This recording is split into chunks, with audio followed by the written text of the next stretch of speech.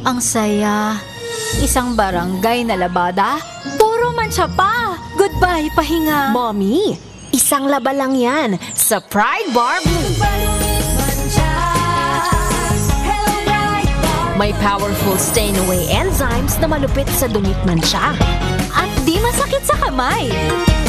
Isang laba lang yan. Hello, pahinga. Hello, Pride Bar Blue. ACS. Tanggaling-galing mo. Smart dishwashing paste ko. Pritong ulam na masebo, plato o kaldero.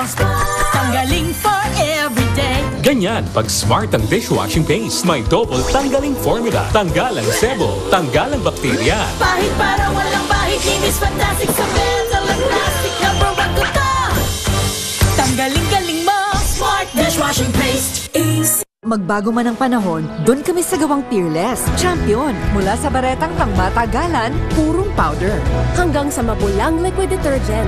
Kaya sa labahan, Champion! Tapat na walang katapat.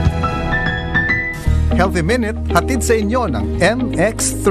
Hi, this is Dr. Edwin Bien. Namamanhid po ba yung kamay ninyo? Sa umaga, paggising po ninyo, ganun din ang inyong talampakan na parang makapal ito? Yung paglakad po ba ninyo, hindi na pantay dahil parang hinihila po ninyo ang kalahati ng inyong katawan? Yung mukha po ba ninyo, ganun din, hindi na rin pantay kapag nagsasalita kayo? Maaaring ito ay senyales na humihina ang daloy ng dugo sa inyong mga utak.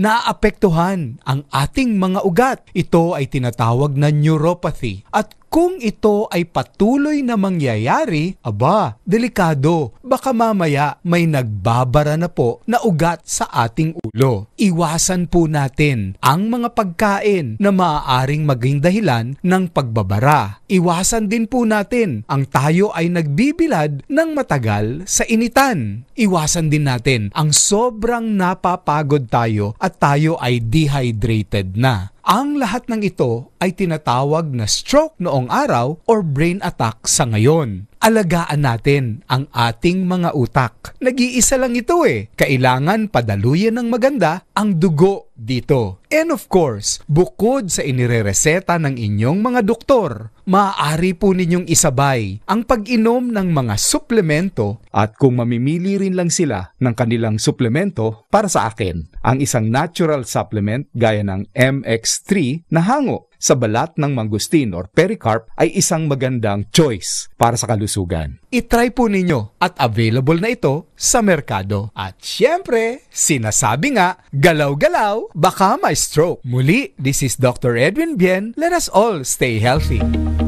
Healthy Minute, hatid sa inyo ng MX3.